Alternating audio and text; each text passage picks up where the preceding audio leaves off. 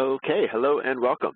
I'm Jason Gumper from MSDynamicsWorld.com, and we are here for a new session in our Fall 2014 Financial Automation Webcast Series. Today I am happy to welcome back a real Dynamics AX expert, Murray Fife. Murray is a veteran who you'll frequently see speaking, writing extensively, and presenting and blogging and doing all sorts of stuff related to different topics on AX. We are really glad to have him back today. I just want to add that we do invite you to add your feedback and ask questions during Murray's session today. I'd also like to recognize our event series sponsors and thank them for their support. They are Avalara, Bottom Line Technologies, Metafile, Perceptive Software, and ReadSoft. So as we get started, please know that you can use the Q&A block or the chat that you'll see on the right side of the webcast session to ask your questions and give your feedback. And without further delay, please allow me to hand the control off to Murray Fife. Murray, are you there? Yes, can you hear me? We can. Okay, great. So welcome everybody, and thanks so much for taking time to watch this Dynamics World presentation. And as Jason said, this is a financials demonstration, but one of the things that I thought that would be interesting for people to look at or to understand is really just a little bit of how you can tweak the system, how you can use the development environment really to make your system a little bit better and a little bit easier. Now, I don't know how many people on the call right now are developers or how many of them are just business analysts or users, but a lot of the times there's going out and doing development and tweaking the systems tends to be sort of like a mystical thing or a little bit of voodoo magic that the developers go out and do. And making changes to the system is not a bad thing, but making large changes can really affect your system and affect your upgrade.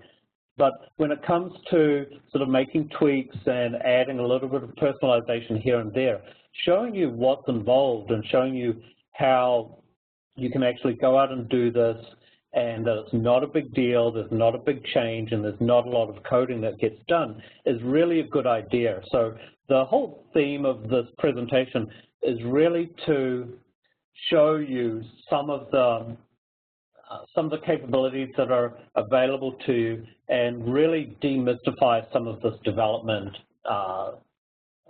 sort of ideas that are out there in the system. Now, what I'm going to do is I'm going to focus all of these around financials. So these are really going to be financial examples, but they apply throughout the system, and there's a lot of these techniques that you can use to help you along the way. Now, what I'm going to do, though, is I'm going to start off and show you just a couple of simple usability changes that you can make to the system. And the first one that I'm going to talk about is something that I actually used a little while ago for a customer. It wasn't in the financials area, but it was within the service management and project accounting area. And that is that you can go out and the menus that are delivered with Dynamics AX aren't what you have to live with. Now, they're really good. They've got all of the features and functions, but sometimes you may want to cut them down. Sometimes you may want to rearrange them. Sometimes you may want to join them together. And for someone who's just starting off and sort of dabbling in development, then this is a really good exercise to go through. Of course, in your test system, not in the production right away.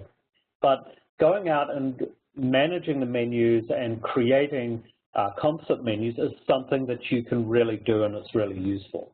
So what I'm talking about, if I move over here to my demo system, is that we've got, with the standard system, and I've got R3 up here, then we've got a number of different areas that are available to us. But sometimes you may want to sort of join information together. And one example around the financials area is that maybe you want information from the payables and receivables and maybe the general ledger all together, or maybe just payables and receivables. Maybe you've got a centralized group that's always doing both cash receipts and cash payments. So jumping from the accounts payable menu over to the accounts receivable it's just a couple of clicks, but maybe you want to join those together. So if you've never gone into the development environment, then there's really not much to it. If you've got security access, then all you really do is press Control-D, and it's going to pull up what's called the AOT, or really the development environment. Just as a little bit of another option is if you click up here to the Windows option, then there's also, you can create a new development workspace which does the same thing, that brings you into this screen. Now, for non-developers or people, if this is the first time you've seen this, then everything is really broken out here in the system. So we've got our table, our data dictionary, it's got all of our tables and all of the configuration of the data types and things. But if we look all the way down here, then we also have this area that's called menus. And if you look here and look at, for example, accounts payable and the common and then move into the vendors, this structure that's here is exactly the same structure as there is in the menus that we see through the drop-downs or on that main form. Now, say, for example, I wanted to go out and create a new menu, then this is all drag and drop. There's no coding that I need to do here. And I can just create a new menu by right-mouse clicking and saying I want to create a new menu. And it's going to open up a compile menu, but I'm just going to close that down. Now, what you can do here is I can go out and I could make this financials,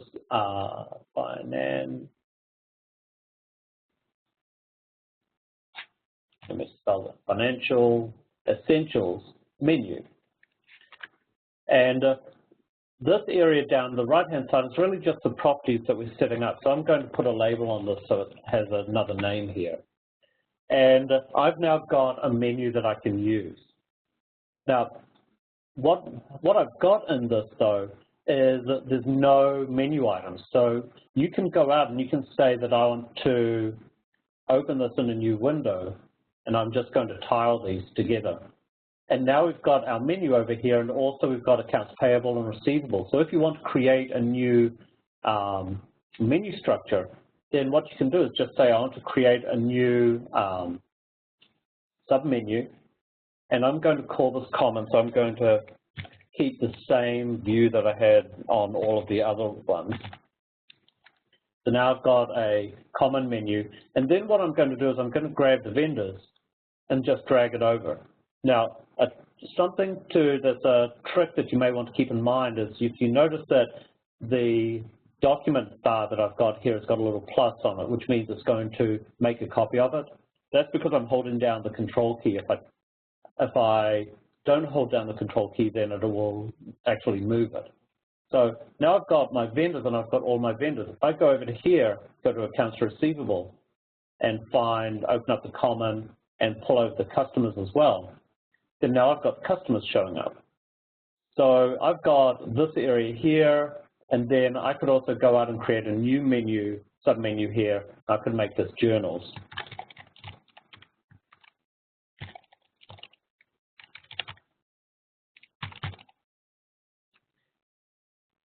And I could go over to the journals area, and I could have the price discount journals pop up here. I could have the payments journals copy over to here. And then also, if I look over here on accounts payable, then I'm going to grab the journals as well and expand that out, and then put the invoices in here, and then maybe the customer payments as well. So we've got two areas. So now that I've done that, I can just save this, and it's now creating the menu for me. If I close this down, then there's one extra step that we need to do, because I've got a financials menu, but it won't show up in my list box, in the list of menus. There's an area over here which is a main menu, And I think if I just copy this over to here, oh, no, let me delete that. If I right mouse click and say that I want to create a new menu reference, then what this is going to allow me to do is I have, let's create that. All right. Then I can go new menu reference, and I have my financial essentials over here, and I can drag and drop that in. And then we'll notice that we've got our financials area down here. Now, if I hold down the Alt key, I can actually move this up to the top of the screen and rearrange this and put this really anywhere that I want. So if I want to put that at the top, I can. So now that I've saved this, I can exit out of my menu. I won't have the financial essentials showing up right now, but if I click on this, then now when I log into Dynamics AX, then I'm going to have a new menu that's showing up here,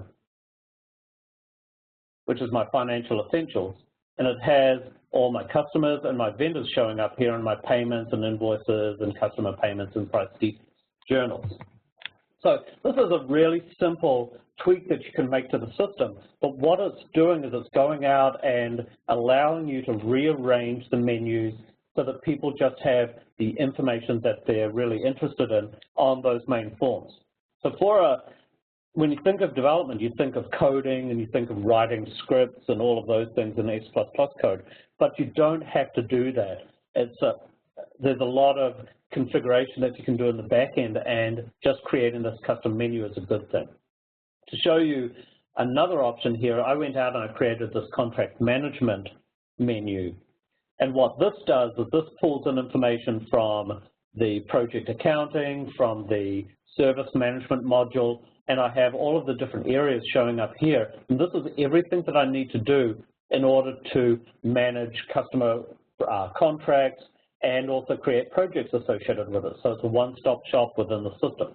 So this is just an example of something that you can do just to make the screens a little bit nicer within the system. So that's really my first tip that I've got here. Now, as we move through these, I'm going to show you some more things that we can do, and it's going to get a little bit more elaborate each time. But the next point that I'm going to show you is going to require a little bit of coding, but don't worry, it's just around about a line of code that we need to perform. And sometimes there are websites that you go to all of the time that you want to have a quick link to, or you want to be able to access it directly from Dynamics AX. And you can do that by creating new menu items. So I showed you creating menus, but maybe you want to just create a simple menu item that moves to it. And that's a very simple development tweak to do as well. So if I move back over to my development system, say, for example, I'm here in the general ledger. And within the general ledger, we can go out and we actually have links to Management Reporter here. But that's going to go out and allow us to, that's going to pop up Management Reporter for the generation of the reports. You may want to just link to all of the Management Reporter reports so that people can run them directly from Dynamics AX. So for example, if I wanted to run my balance sheet, then I can run that as a website. Now, I've got a URL up here, and this URL you can embed in as a menu. So how we do that is pretty straightforward.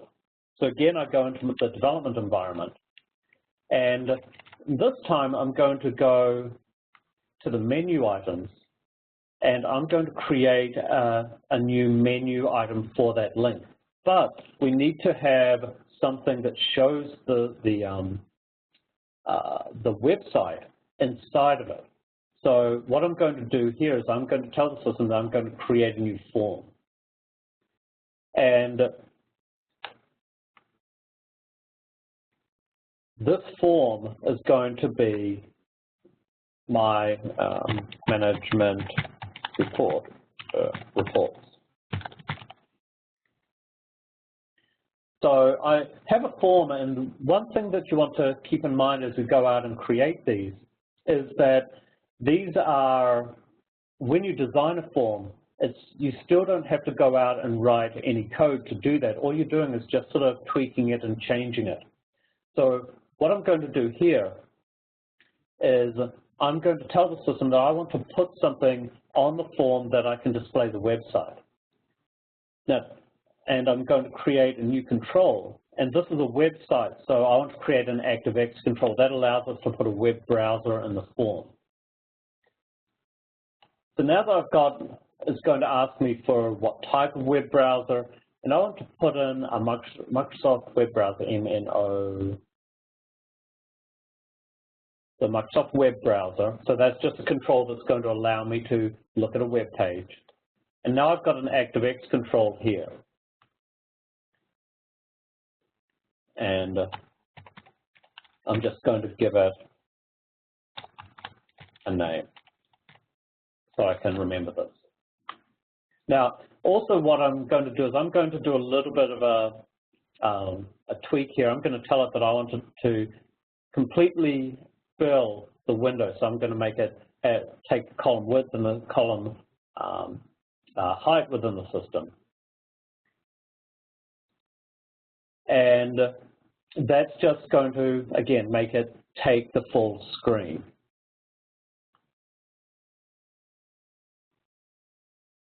Now, also what I want to do is I want to change the Windows type here. What I want to do is I want to select the design. And there's one tweak here that you want to do, because if I close this down, we don't want this to pop up as a new window. So what I'm going to do is I'm going to change this to a content page. This is an important step. So the things that we need to do as we're tweaking these is that we need to go out and tell it that I want to take the full screen, and I also want to be a content page. So those are really the only three parameters that you need to remember. So now that I've got this, I've got a web browser that I can use. The next thing that I want to do is I want to tell it what do I want to show inside of that form. So this is where it gets a little bit codey, and I'm going to tell the system that I want to override the method on this form and click on the Activate button. So what that's doing is that's going to pull up a form for me. Now, this is really the extent of the code that we need to do within the system. And I'm going to tell the system that I want to, let me just MR browser. Right, just 1 second, let me check something.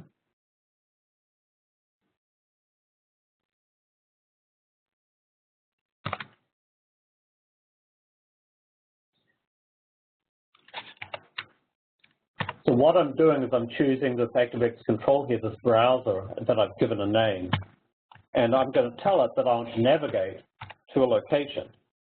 And that location, if I minimize these down, is going to be this website that I have in the system. So I'm just going to grab that and pull that in here.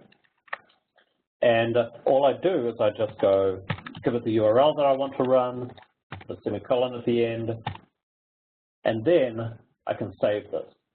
So if everything's all correct, then what it's going to do, let me see.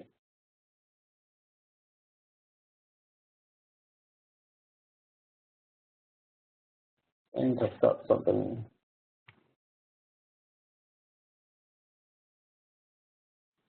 Maybe I don't need that space.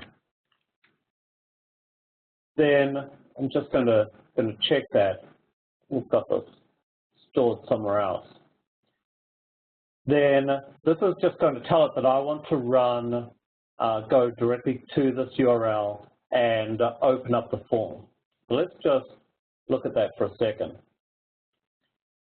Now that I have the form, now I'm just trying to think. Actually, I need to do this, string.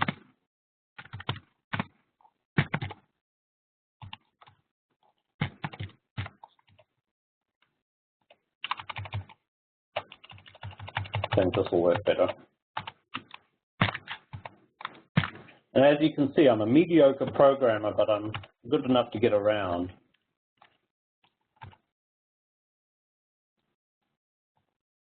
MR URL. MR URL. I'll see if this works.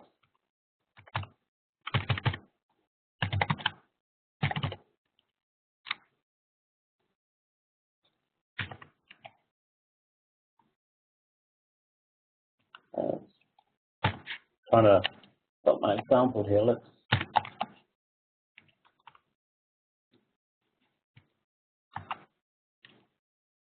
done. So I'm doing something wrong here. I'll show you another example that I've got here in the system.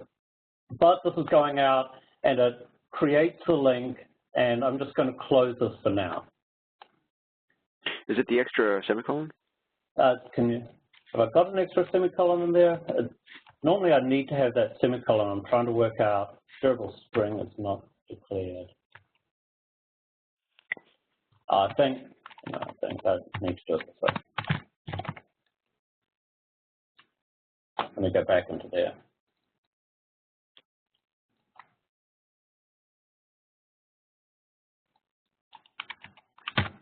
Actually, it's string.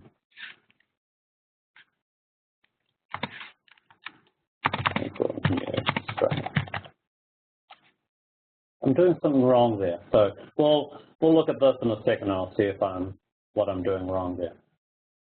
Now, what we now do is once we've got this form, then we also want to go out and create a menu item. And I'm going to create this new menu item here, and this is going to be my management reporter reports.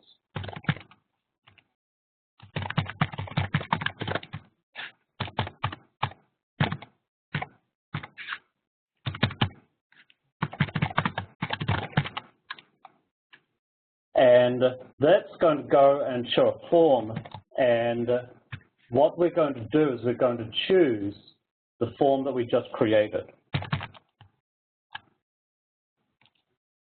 Hey, Murray, a couple of people chimed in that you should have used str instead of string. Did I? Okay.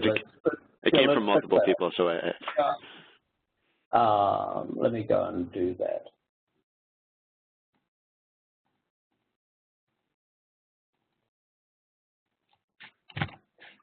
That's right. So let's see if that works.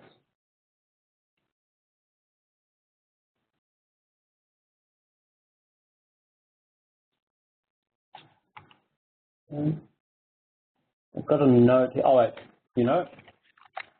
there. It was just put a navigate there and it'll work. So live and learn. Okay, so now I've got this. This should work a lot better now that I've got that. Now I've got my management reporter reports menu item here now, and this is just a link to a form. So now if I save that, then I can use that. Now the other item that I can do now is I can go back to my menu, and I have my general ledger form here. And if I go to my reports, then what I'm doing here is this is the menu that has the general ledger or the general ledger components in there. So what I'm going to do now is I'm going to add a new menu item. And this menu item is going to be my management reporter reports that I've got here. So let me run through. And that, let me just check the name that I used down here.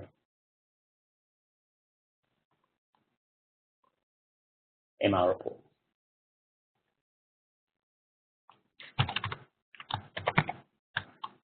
Okay, so now I've gone out, and thanks for the help. I was having a little bit of a brain freeze there. So I've gone out and I've created this management reporter reports link here in the menu, and I can just click on that. So the steps I've gone through is I went through and I created a form, I embedded the management report or component into it. Then I created a menu item and then plonked it here onto the form. So if all things are equal here, close this down, then what I should be able to do is open up Dynamics AX. And now when I go into the general ledger, then I'm going to have a new menu item that I can use. And it's going to be in the report section. Oops, let me go back and just check that I did that.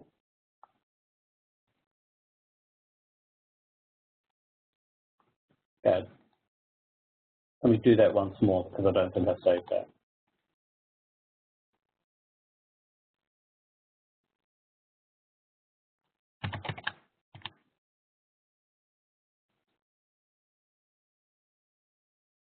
So that's going out and compiling it, and it's going to make sure that everything's fine. So now I've got no errors in the system.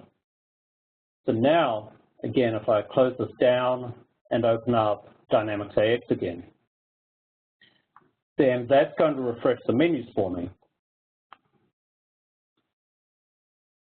And here's my management report reports that I created. If I click on that, then with just through going out and creating that, now I have all of my management report reports available to me. And I could go out and I could have an income statement by link, by period, also my balance sheet, and also my details and consolidations. In hindsight, I might have wanted to just pop that out as a new form within the system just as a link. But just by going out and adding this menu form, we can embed in any website. Now, this is also a good technique for embedding in links to SharePoint document repositories. It's a good way to go out and link out to third-party websites. It's a good way to link out to like UPS or any other areas of the system that you may want. Now, so another good way that we can go out and just tweak the menus and add in our own items. And they don't have to be Dynamics AX forms. They can just be menu items here.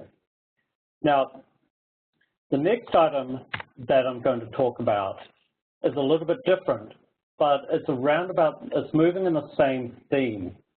And you have links to websites, but maybe you need to have them in a context or in the context of a form. Now, I'll show you how you do this, but it's just a little bit different, and I don't know whether I've got another example that I can show. But say, for example, we're here on the accounts receivable, and I go to the all customers. Then when I move into the form, we've got all of this area up here at the top. That's our ribbon bar. And this, you can do exactly the same thing that I did with the link itself, except you can have it show up as a menu here or as a link. So say, for example, if you're wanting to link to a customer website, or maybe you want to link to a workspace that you set up for the customer, then when we're going out and as we move into the forms and out of the list page and into the detail, then everything that shows up here in the menu bar is fair game as well. So if we wanted to customize this, there's a little tweak that we can perform here, or a trick. And I can go and tell the system I want to view the details. Oh, sorry, I don't want to view the details. I want to personalize this. And what this is going to allow us to do is normally you'd go into here, and this is where you'd tell the system that I want to add fields or I want to tweak the form. But if you're going in and if you want to modify this ribbon bar for any particular form, then just go into the personalization option and then go to the information. There'll be a form name that shows up here, which is the customer table. And then I can just click on the edit button, and it's going to take me straight into that form in development mode. Now, all the things that I've been doing so far, I've really been doing as a just directly within the system. That's not the best way to do it. It's the easiest way that I can do it within for this demonstration. But you may want to go out and save items away as projects. And what you can do is that will separate everything out so that you have, you can roll back a project, you can roll back any change that you've got, or you can tweak it. Now, also you can, there's an extra layer on top of this, which is the model files that allows you to create projects and even separate them out further from a development standpoint, but because I'm not really doing this in a production system or a development system going into production, I'm not going to do that. But when I go out and create a project, then what it's going to do is it's going to show you all of these different project files that we've got here. And you can go out and say, create this little separate area, which is just for you, that you're going to put all of the items that you're working on. So this is customer ribbon bar. And now I'm just going to open up that project and close down some of these things just for now. Now, if I drag this over, then what that's going to do is I know what the customer table is, and now I've got this project that just has the ribbon bar inside of it. And I can sort of work on this. So what I'm doing is I'm isolating my changes a little bit so that I can manage this. Now, when I'm inside of the form, then we looked at this before when I was making some changes, but just as a sort of like an orientation of when we're going out and making changes and tweaking views. If I'm looking at a customer record over here, then there's really two views that we have. We have this view here, which is the detail form, and also we have the list form that shows up here as well. So if I look back here, there's actually two designs that show up that show different information and different details. So the design view is going to have all of the header information and all the details, and the list view is going to show everything in the list view. I'm not worried about the list view right now. If we look up the top, we've also got this action pane. The action pane is the ribbon bar. I always call it the ribbon bar, but a lot of people get finicky about that. But really all it is just a link to a number of buttons. So the buttons that we see on the customer form are listed up here in the groups, and if I expand these out, then we can see all the different command buttons that are here. So each one of these buttons here, I can go out and I can tweak, or what I could do is I could say that I want to create a new button group here, and this is button group web links. And now that's going to just have a small group there. Now what I can do is I can say, I want to go out and now add a button to this link. Now the different types of buttons that we create are entirely, allow you to do different things. For example, I could have buttons, I could have a drop-down button that has buttons below it. I could have separator buttons that show up as well. Now, I want to create just a, let's see,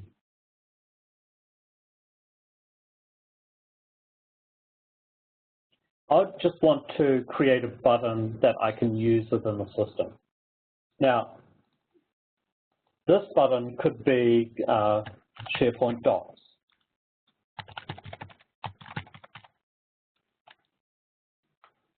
So all I'm doing is just creating this button here and saving it away. And if I save this project away,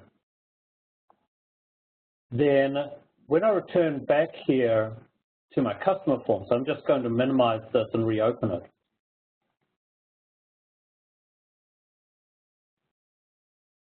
Then notice here I've got a link here. It doesn't look very tight. We'll save this up. I will fix this up in just a second. But I've got a link here that's the SharePoint Docs, which is a button that I can click on. It doesn't do anything, and it has a description here. So just by going out and making that small change in that design view, I've now got a link over here to SharePoint that I can start doing things with. Now, if I return back to here, first of all, what I'm going to do is I'm going to change this a little bit. And what we want to do is give it a proper caption. So rather than just having the web links showing up, then I'm going to tell it that within the caption area, which is really the text, what is this that I'm tracking? Now also down here on the button, I'm going to have some text here and just say documents. So now I'm just changing these views, and if I return back to the link, then I would have I'd have those names showing up and it would look a little bit different. Also, what I'm going to do is I'm going to click on the button, hold down the Alt key, and then move this down so it's at the end of the form. So it's sort of just as an extra menu item on the list rather than being that first item. Now, when we click on this button, we need to do something. So what I'm going to do is I'm going to say, I'm going to override a method, and a method is just an event that happens on the button. And if you look at them, if you're not a developer, and you see the click, all the different descriptions here, then they're pretty straightforward and self-explanatory. You can say, when do I click on it, when I drop on it, when I double click. So if I want to force the user to double click, then I can have an event that manages that. If I click on the click, then this is again going to take me into the code. But in order to do something, is for it to open up a web page, then I can be very, just use a quick cheat here. And there's a function which is called info-log and the URL lookup. And what that does is whatever URL I have here inside this page within these brackets is what it's going to open up. So I'm just going to minimize this a little bit. And I've got my SharePoint site that I want to go out and open. Now, let me log in.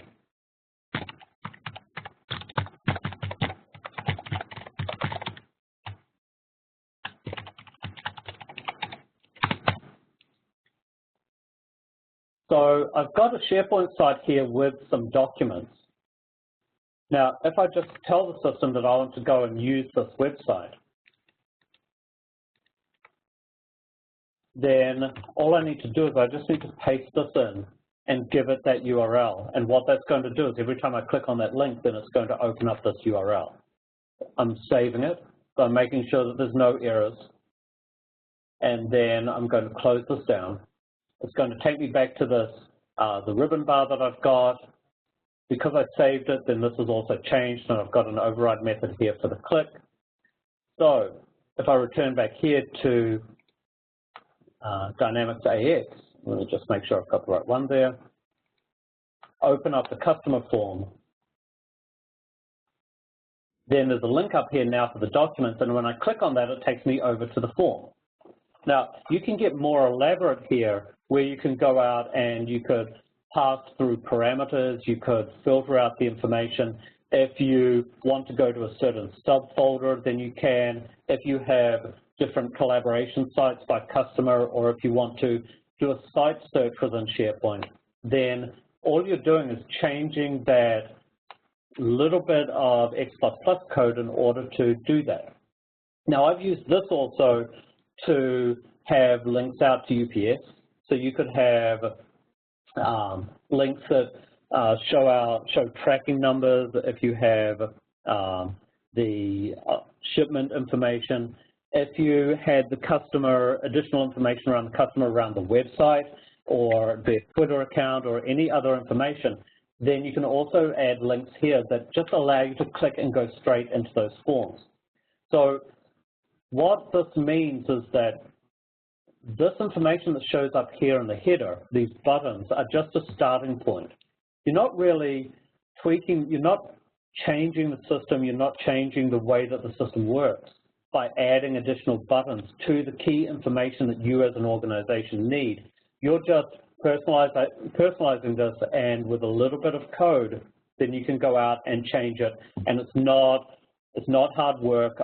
Really all I did is I had one line of code and then the same specified a URL, and it's just cookie cutter over and over and over again. And also you can go out and open up other applications if you want through this mechanism. Also, if you want, you can add pictures. So if you had a picture associated with it, then you can link those here, and you can make it look like just a normal button within the system. So again, another way that you can help with the navigation, but it's really just going out and tweaking the system. So that's really the third tip, or something very simple that you can do within Dynamics AX. Now the next item that I'm going to talk about is something that I worked through a little while ago, and it was frustrating me a little bit because I couldn't do, it was funny that I couldn't personalize this like I could all of the other forms. But if you're using the preview panes within Dynamics AX to see snapshots of information, sometimes that information is not enough, and you want to go out and tweak it. And just to give you an idea of what I'm talking about, I'm really talking about this area down here, that as I move through my customers, then my preview pane changes as well. So this is a great tool, and I use it all the time because it helps me find information without having to click and drill into the details. But although you can go out and you can personalize these forms, the list page or the main forms that are in the system, you can't do the same here on the personalization because it's actually a form and it's something that you need to sort of tweak another way. So if you want to go out and add more information here, then it's not a problem. It's easy to do. But what you need to do is you need to find out where this form is so that you can change it. So that's really where the trick comes in here. So what I'm going to do is I'm going to again, cheat a little bit and personalize. And it's going to take me into the form, so this is into my list form. And notice this is the list page, and if I click edit, then it's going to take me into the AOT again to modify this form. And it's going to take me directly to the form that I need. I think because I've got AOT already open, then it took me straight there. Now what you need to do is you need to find out what this area down here is. So this is a web part. So if I click on the parts option here, then you'll see there's all of these different forms here. Now, there's a lot of them here, but that's because there's these, the fact boxes over here on the right-hand side are also parts. But if you just look and see, then you actually see that the customer list page preview pane is the first item, and you'll be able to see all the preview panes in all of the other forms because they just have the preview pane suffix at the end. So now that I know what I want to change, then I'm just going to make a note of the customer preview pane, close a couple of these down, and move back to AOT. And you'll see that I went into the forms before, I've been into the menu items, but I can expand out the info forms part. And that was a customer list page. And if I look in here, then there's a customer list page preview pane. And if I expand this out, then I'll see all of the field items that are showing up on that form. Now, if I wanted to, I could just go out and create a project here and make this customer preview pane so that I can do this once more.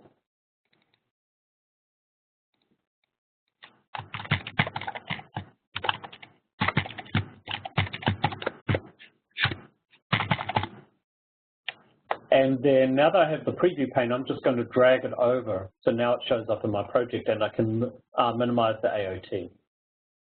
Now, this is something different that I'm going to do here because what I'm going to do is if you expand out these groups, so we've got the payment terms and the payment methods, then these are all of the fields that are showing up in the groups. And the groups are, this is one group here, and this is another group here. You'll see that I've got this mandatory credit limit showing up. And if we look at my system, then I've actually went out this morning and I added this here to the view because I wanted to see, it already had the maximum credit, but I wanted to see if the customer needed to go on, needed to use that credit limit or not.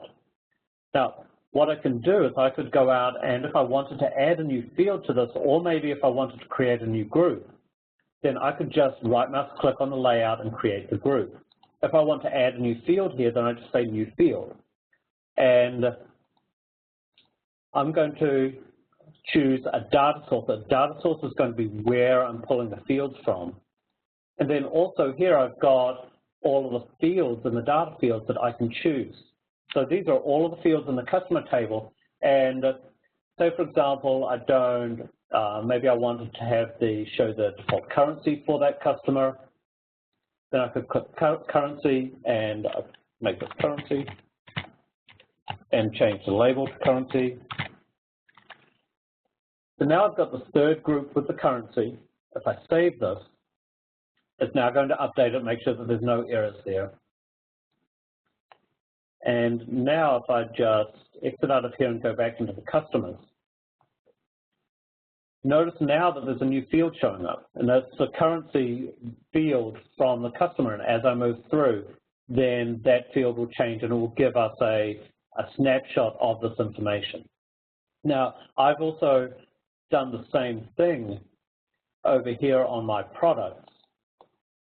And this is where I went out and added my, I think I added the dimension groups or the storage dimension groups or these dimensions here. And also I was able to change some of the views. So if you use the, if you're familiar with the release product screen, the product thumbnail that shows up here is really tiny and it's pretty much a waste of space. But you can go out and you can expand this here in the preview pane so that you can see more information. So all of this is really going out and changing that view. So if I return back to my accounts receivable and my customer, then being able to tailor this and add more information so that you don't have to drill into the detailed forms over and over again is really a key sort of tweak. And again, just a usability tweak and just a change in the form. So again, just something that you can do. Hey, Murray. Yes. I just wanted to voice an audience request. I'm not sure if it's something you're planning to cover today, but one person has requested to see fact boxes customized in the right sidebar using AOT. Okay. And what I'll do is I'll go straight to that because that was actually the last item that I had on the list. Which is a way that I did this. And I think I've got this configured in the system. If I don't, then I'll walk through it. But that was something that I worked through earlier on, I think, a couple of weeks ago, because I tried doing that a while ago, and it didn't really work out so well for me. But these fact boxes are just panels, so they're just panes as well. When you go out and look at the form, so if I go into the personalize again, and go over here to my list page and go into my parts, then there's a whole number of fact boxes that are showing up here that link up to that same information that you had on the other form. I think, let me do something else here. I thought,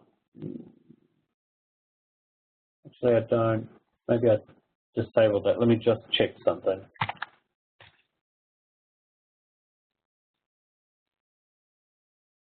Okay, I don't have that here, but I'll actually talk through what you need to do. It's a, yeah, I was just going to say that someone in the audience suggested an example of adding collections or aging to the fact box. Yeah, so we won't, when I've actually got a walkthrough that steps through the fact boxes, because the fact boxes require a little bit more work than the going in and changing the preview pane. But what you do when you add in a fact box is each one of these fact boxes are really independent views. So they're not linked to this view, they're sort of just forms by themselves. But when you go out and create a fact box, if I personalize this and look at the fact boxes we've got here, then these parts like the customer statistics, then if I look at what it is you have to create, you jump through a couple of hoops, you create this links to a menu item, and then the menu item links to a form, and then the form has all of the information inside of it. Because when we go in and we're looking at AOT and we look at the parts, then you have these form parts, and almost all of these are role center parts. But these link to a form that we've got here in the system.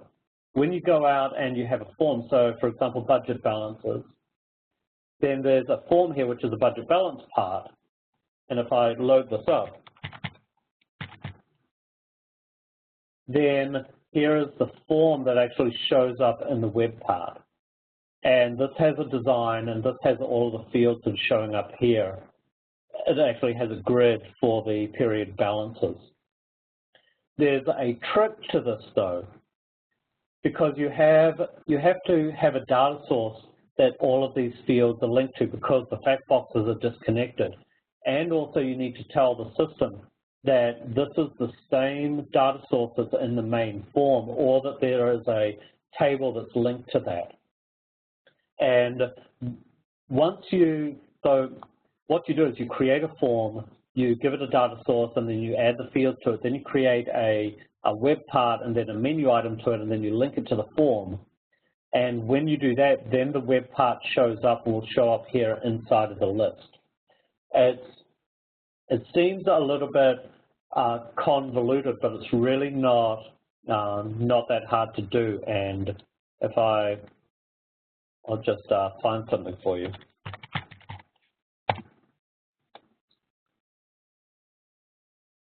Just as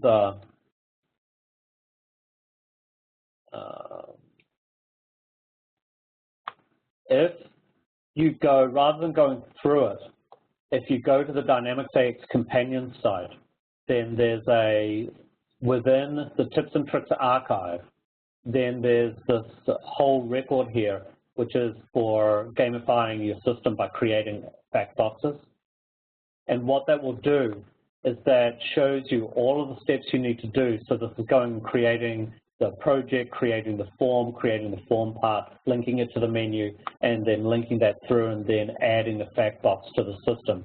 And then this final part is going out and showing information that's inside of there. So when you go out and if you want to add customer agings, or if you want to add customer statistics, then all you do is you go through and create all of those forms, and then inside of the code itself, then you tell the system that what do I want to show? This is, once you've created one of them, it's very simple to create another one and another one and another one, because it becomes a cookie cutter process. I think, personally, I think it would be a great cottage industry for people to go out and just create all these additional fact boxes showing additional facts that are associated with products or customers or GL accounts or anything that you may have, and you can probably sell those out to or give them away to the customer base. And they're really straightforward to create. But because it's a little bit more involved, go to the Dynamics AX companion site and find this link here for the gamifying the customers, and it will step you through all of those items and what you need to do. So does that, I hope that helps. I know I sort of talked through it in generalities, but it is a little bit more involved than just changing that simple web part in the preview pane. So, but after saying that, then we probably won't get to this one area, but again, go back and reference it. But what I will do is, in the last couple of minutes that I've got on the presentation, I'm going to talk about one other thing that is useful, but I've got a lot of flack from developers saying that I shouldn't be telling people that they can do this. But if you're a small organization, if you're lean, if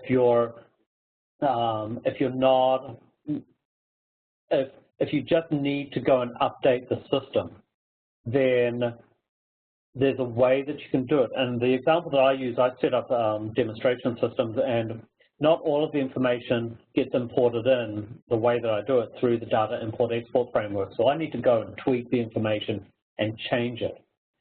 I could do that a number of different ways. I could do it manually, record by record, or I could use Excel and pull down the data and change it change it en masse. But sometimes Excel is a little bit slow when it's performing the updates because of some of the things that it's doing.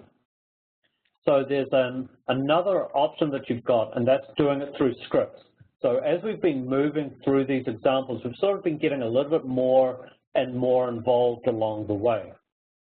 Now for this example, I'm not going to create it from scratch because I already have an example here. But what I'm going to do is I'm going to go back to a project that I've got and just pull up this view. Now, what this does is you can tell the system that I want to go out and update masses of information, or I could update just pieces of information along the way. Now this script is a little bit more involved here. I may show a different one. And if, for example, I just wanted to go out and update some customers, or this is a better example that I had here. I had a number of sales orders that were journals, and I wanted to update those and convert them to sales orders. Then if you as you start getting more familiar with X++, and I'm by far not the expert on X++ itself, but I know enough to get around, then you can go out and create these scripts that will update the system. Now if I tidy this up a little bit,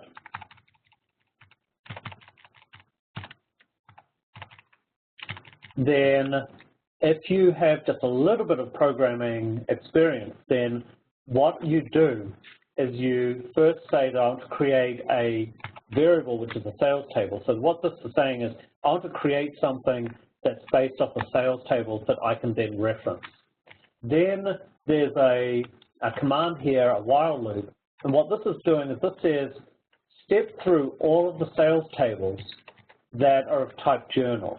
So all of the, I sort of took a shortcut here because I knew that I didn't have any other sales journals out there, so I just wanted to update everything. What this is going to do is it's going to step through and find every record that is a journal. And then if it finds it, then change the sales type to sales. So what this does is when I go out and just run the script, it will go out and convert all sales journals to sales orders.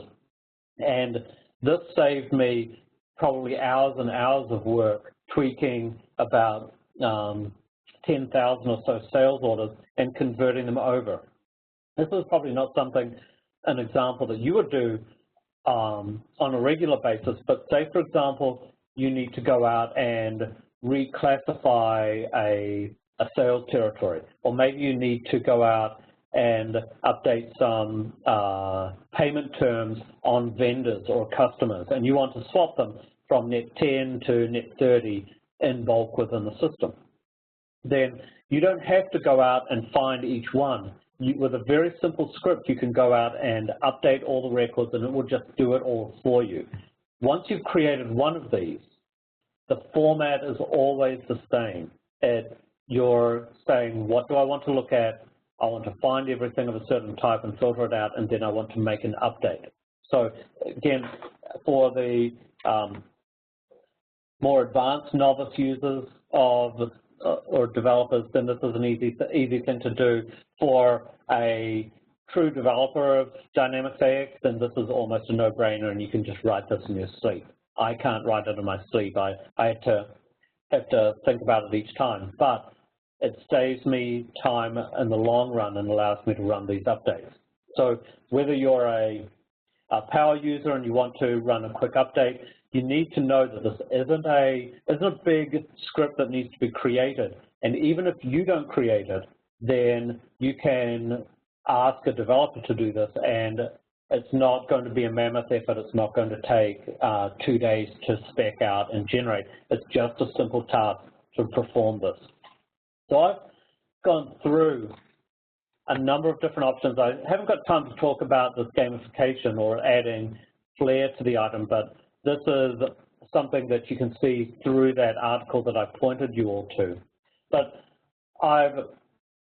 the whole purpose of this presentation is to demystify for some people what development can do and what the simple development tasks are that you can do within the system without really knowing a lot of code, and also to show that some of the items are really just straightforward templates that you can use to apply throughout the system to really make your system a little bit better. We're not changing the way that the system works. We're not reconfiguring or refactoring any of the logic. We're changing the forms, and we're changing the views, and we're adding some information to it. So it doesn't really impact your upgrade excessively, as long as you don't sort of go hog wild over this and make too many changes.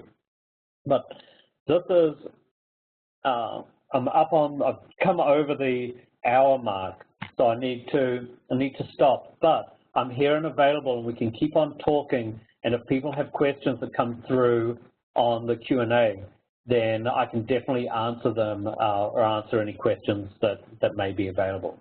And if anyone has wants to contact me, then here's all my contact information at IBIS.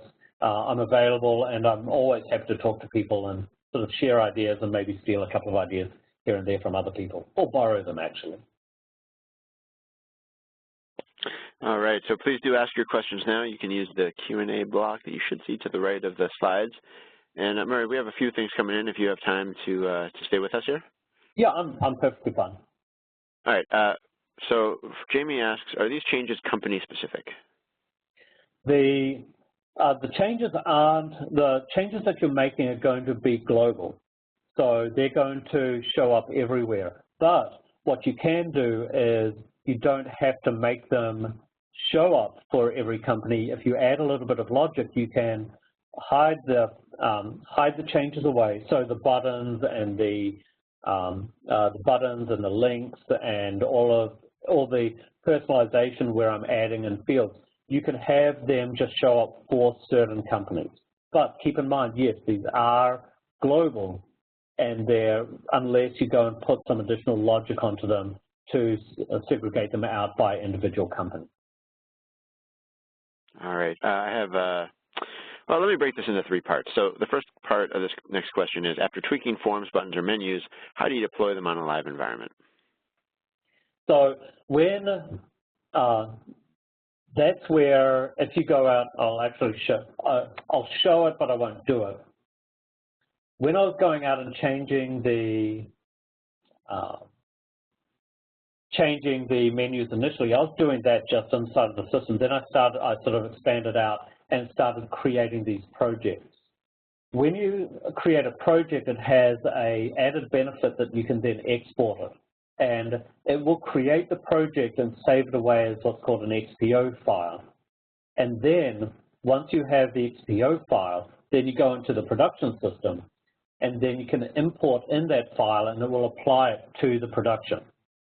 So the reason why you do projects or you do models and manage the system through models is so that everything that you change when you're making that change is sort of self-contained into this one group, and then you can export it out and import it in. And also that means that you can have take advantage of change control and also checking in and checking out of processes within the system. But the projects allow you to do that export, and XPOs, if you've got those from Microsoft, then that's exactly what they are. They're just a project file with everything that's needed inside of it. So that's the answer to part one. All right, and next part is, are these all things that we can do with a customer license? Yes. So customers, the one thing about Dynamics AX is that as a customer, you have full access to all of the system. So you've got access to AOT. Now, whether your IT department is giving you access to the development environment, then that's another thing. They may lock it down. But customers have full access to do everything that I've been showing here. And also, when you make these changes, you're not, even if you make a change to a base piece of code, you're actually not making it to the base piece of code, you're making it at a higher level within your user level or your customer level. So you never change any of this base information. That gives you the ability to delete changes and roll back and make and have a lot of flexibility. So if you're a customer, then, and if you really want to get the most out of the system, then learn how to do these things, because you've got access to it and it's there for you to take advantage of. All right, here's our last question, and I'll make this a final call for anyone else who has something that they haven't yet entered. How do you run the code in the update example?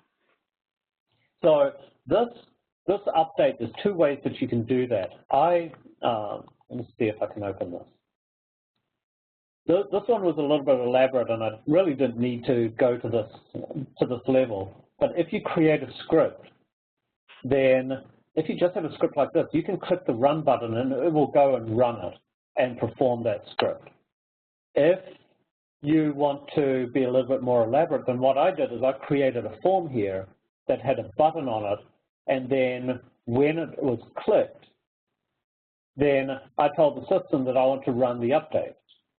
Now, what that allowed you to do is then I have a form that I can add to the menu, and then I could just give that to the user so that they could click it. That would be useful for if you just need to every now and then run an update to fix something or to correct something or to update records. But there's two ways that you can run it. Just go to the script and run it, or if you create a form with a button, you can link that to the script, and then that will run the update as well. And I guess there's another way where you can go out and actually create jobs that do the same thing but run them periodically.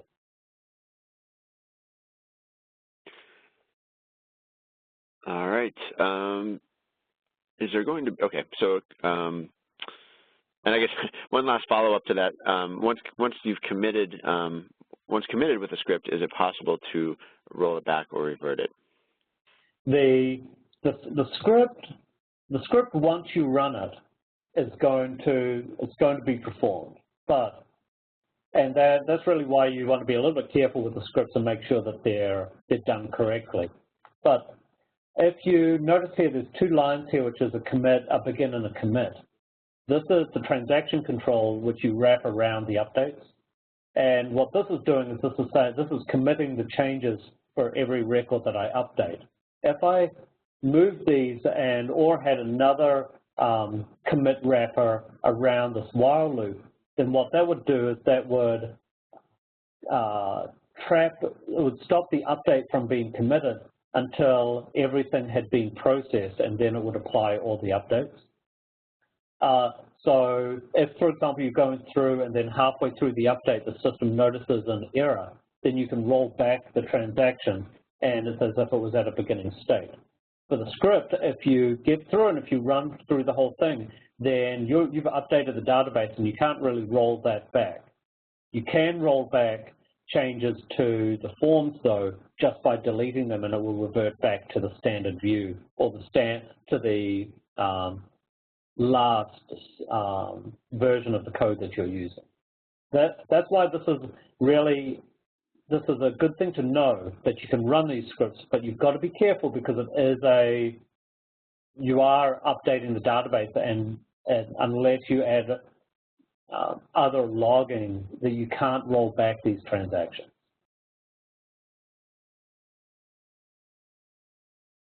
And in the chat area, I'm noticing that saying, how do we roll back the updates?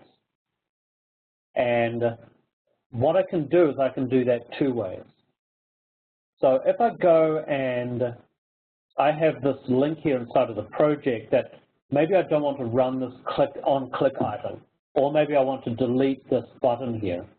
If I just go to the clicked item and delete it, then that is going to delete that method and revert back to anything that was before then, or in this case, there's nothing. So I've now reverted this back, and now when I click the button, then nothing's going to happen. If I wanted to get rid of the complete project and roll everything back to the starting point, then you can click on the project and roll that back, and that's going to remove that project and roll back those changes as well. I'm pretty sure that's how that works. So that's another reason why the projects are good. But see, everything here has a user layer. That means that all my changes are at this user layer. So if you actually, when you click delete, you're never really deleting any of the original items. You're just deleting any changes that you've made to the system. And again, it's another reason why you want to go out and put everything inside of a project, because if you decide you don't really need what you've made as a change, then you can just delete it or roll it back, and then everything will be fine.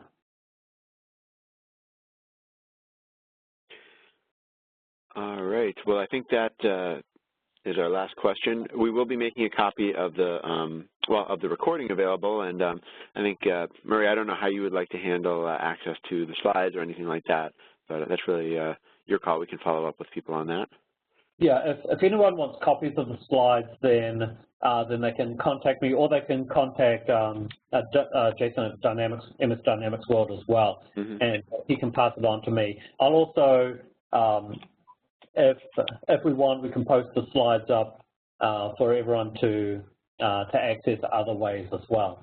But I've also got full walkthroughs of each of these examples that go into a lot more detail, and also go step by step so that you don't get trapped like I did on that first example where I was going out and creating a little bit of code and forgot how to use a string example.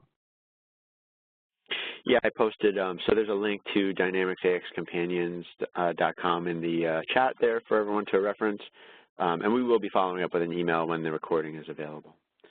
So, Murray, thanks so much. Great stuff today, really interesting discussion. Oh, you're welcome. And great questions from the audience. We always appreciate that. There will be a little survey popping up as you exit today. Please do take 30 seconds to fill that out. We really appreciate hearing from you and hearing what you think of the sessions, and the speakers really appreciate it as well. With that, we're going to say thank you and goodbye.